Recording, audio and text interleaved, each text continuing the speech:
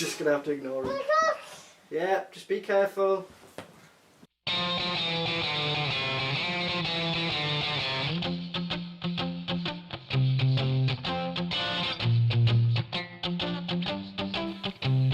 Alright, I'm Adam, that's Pete, that's Vince, and this is the Toon in 10.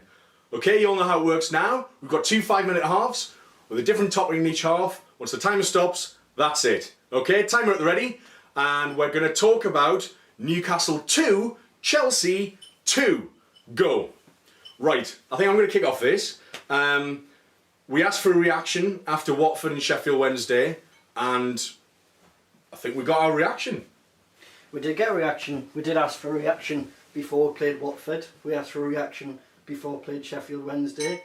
We got a reaction. I can't help being incredibly frustrated about the whole thing though. Great result, great performance, Yeah. but it's like, well, where were those players? Where was Wijnaldum against Sheffield? No, I just don't get it. It's like, my worry is that these players and that Newcastle's become very much a shop window club. And in these prestige games against your Arsenals, against your Man U's, against your Chelsea's, the players turn up because they know that's the shop window. It's a fair point, but I think when you're losing against Watford, if you're losing against newly promoted sides or sides around the relegation zone, that means to balance it out, you've got to be picking up points against your top 6 sides. And you know, we did that. I said it before the Chelsea game. I was in a discussion and I was saying one of two things is going to happen. Either it's suddenly all just gonna click magically without sort of logic or form or reason, or the same thing's going to continue. We're not going to learn from mistakes, and McLaren's going to end up out of its depth. Now, he's not completely out the clear, but has he turned the corner, Vince? Yeah, well, I would disagree with what Pete said about we've stepped up to this game because the formation was different. I think if there hadn't been the correlation between a change of a formation and a better team, I would have been agreed with you. But we've had Mitrovic and Babu, who's a good player at left back. What a home debut! What a home debut! He had Hazard in his pocket, Yeah. and Pedro had to hack him down. Yeah. A player like Pedro, World Cup winner, Champions League winner, having a 2-foot tackle on a left back, making it's usually the way around. That's Well, absolutely. And I think that formation. You remind me of what's that 80s band? You know, those brothers. Oh, Milli Vanilli. The picture, right? You know, the picture on Sky. Honestly, it isn't like they've superimposed someone from Milli Vanilli. Or Predator, or the lass from Avatar. But in fairness, he was brilliant. He was I've really not enjoyed Hydora this season, and I'm thinking, brilliant. We've got him to chuck in. He's obviously done it once he's back, but Idora's picked up a couple of assists, but I think defensively he's been weak. He's a defender. He's been weak. It's like saying Yanmat. I thought Mbemba was. We just got a little friend here. I thought Mbemba was exceptional. His interceptions, his reading of the game is lightning. It's basically he's like a younger Colo. Colaccini, his mind works at that pace. He can read the game fast, but because he's aging, So every step over. oh, he tried to do some lollipops. He tried to do some lollipops, and then Just before that, he did so quite well. he got too excited. To be fair, I wasn't at the game, so I was watching it on Sky, and Martin Taylor made a comedy. I was like, "Oh, a lollipop!" And then last thing, I was like, "Fair play to him." But Perez was a standout. Obviously, he got the goal, got the assist, but he just worked tirelessly. Yeah, He We did have not to play stop. 2 up front. We have to play Perez and Mitrovic together. Mitrovic. We have to play 2 up front. Mitrovic, Back to house today. back to what you said about the formation. Formation. Thank God we've finally started 2 up front. Yeah. At home. Yeah. When we've got Perez and Mitrovic, there could be a perfect foil. I like the look of that. Big man, little man. Little man. And to be fair, they really did play well together. Gotta say, thank God we didn't lose the game though. Oh, I know. The confidence that, oh my God, it would have been so depleted. Was it back to Man 78 U? minutes were 2 Getting a clean sheet of Man U I thought was massive. Oh. We didn't really build on that, and thank God we didn't lose. I was Still, always wary because you always felt that if they managed to score 1, Yeah. then we might have been in trouble, regardless of if we were 2-0 up or Was Krul at fault for 1 their up. second? The one that No, that's impossible for it. All you need is a flick from a defender, and it missed about 3-4 players. Not a chance. Those free kicks are a nightmare, you cannot account for that. I just think that there was twice Chelsea were through on goal. They're both called offside. Krul and all that. He made Stat the striker, saves, and he made those point blank saves that were absolutely incredible. He seems to have a bit of sharpness back.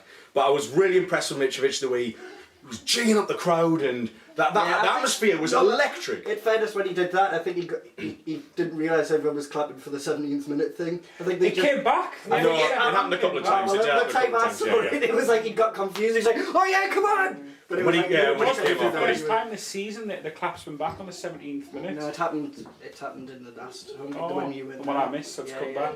Came back, and it's like, but anyway, that's by the by. I just think beyond the West Ham game, for obvious reasons, that I haven't seen an atmosphere like that at St James's Park for a good year. It was brilliant. It was good. It was, yeah, exactly. Well, that's the end of the first half. Little Max is happy. We'll see you in the second half. Cheers, this is half time.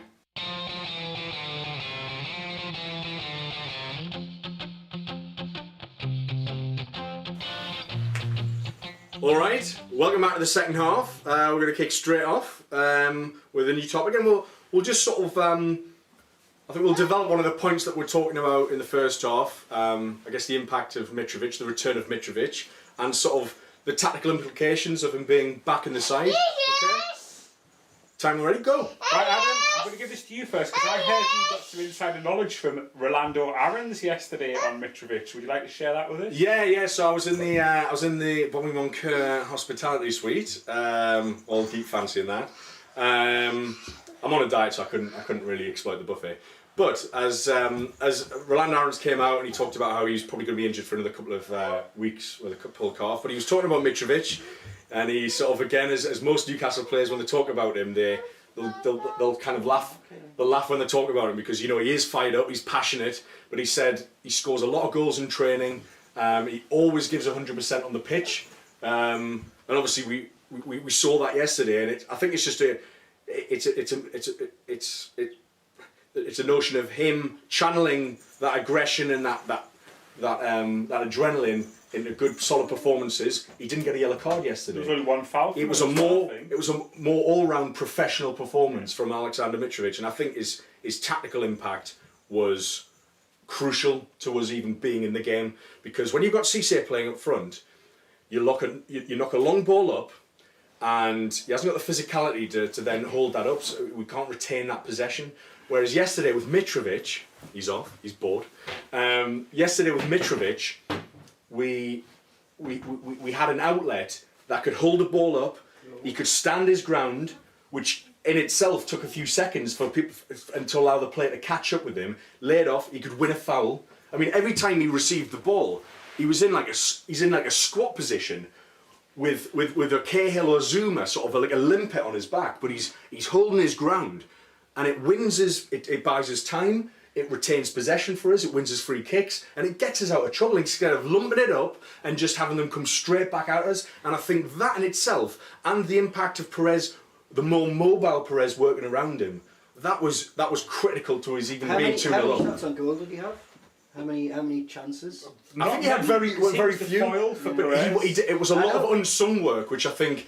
But we can't have our mate. Essentially, he's our number 9. We don't want our number 9 just to be a foil. No, I remember like an Emil Heskey. No, I know what you mean. But I think we're the same kind of goal. At the same time, yeah, we're not. I don't think we're in the luxury position to be sort of demanding.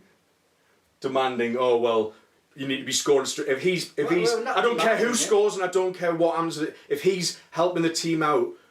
Just while he finds his feet, because he's a young lad, but he's so pumped up, and as we mentioned the first half, the way he was jigging up the crowd. I've seen him do videos of him doing that at Anderlecht, and that's why they love him, because he's pumped, he's psyched, and he gets the crowd excited. I get what you're saying. It's absolutely what we need. Yeah, I get what you're saying about not demanding. However, and it's not Mitrovic's fault. The problem is that is how we're set up. He's been saying we haven't got a backup. He's our main number 9 this season. So yeah, he's 21, but he's a striker. The business is he needs to score goals. But I noticed in the first half, there was about 3 or 4 attempts in about the first 25 minutes, 30 minutes, give or take, that we were throwing crosses in early. And we did it about 3 or 4 times, and you could noticeably sense that the tactic, the strategic approach had altered slightly to suit Mitrovic's game. They were trying to get in, and he got a header in, I think. Talking about crosses, Sissoko didn't play well for Mitrovic yesterday. No. I would like to see because he doesn't. I'd like to see Tovan play well. Yeah. Because in theory, that Tovan was signed to do that just for Yeah, Mitrovic. That's what I mean. If we're talking about crosses for, I don't tactic. think we won't get that for Sissoko. No, I mean, I would rather definitely see. not, no. On current form, I'd drop Cole back. I think we looked good with. Anita did have a good game yesterday. I would have either Wijnaldum or I'd still drop Sissoko deeper because I think Wijnaldum is more effective in a more advanced position. Yeah. He's more agile. He can weave. He's just got a bit more finesse about him. But you're absolutely right. I don't think Sissoko had an amazing game yesterday. I think to drop Torvan was probably a good thing. It'll help him just settle his head and make him understand what he needs to produce for the team. And even though I don't really like him, I think Obertan was absolutely the right substitution of that because he's defensive. He'll run his socks off. And actually, 3 times he should have been released the ball. But Obertan's not going to be the guy to cross the balls in for Mitrovic. But do we stick with 4-4-2 to suit Mitrovic? I think we have to. I think we have to build the team around Mitrovic. So I honestly think he's that important. Who's our winners but then, so this is the interesting one. You're saying Yeah. build the team around him, but then you're saying we shouldn't demand too much out of him. No. I mean, in goals wise, as long as he's contributing to the team and we're scoring goals, But if we're that's building what I a team mean. around him, It's one he game to needs go. score goals. Of course he does. Yeah. You're missing the point. And that's it. That's full time. Thanks very much for tuning in. Hope you've enjoyed it. I've had a bit of one of our groupies, one of our fans in the studio today. Mm-hmm. Bring him next time. It'll make it really easy. I've been Adam. That's been Pete. That's been Vince. And this has been another episode of the Toon in 10. Share with all your friends. Catch you next time. Cheers.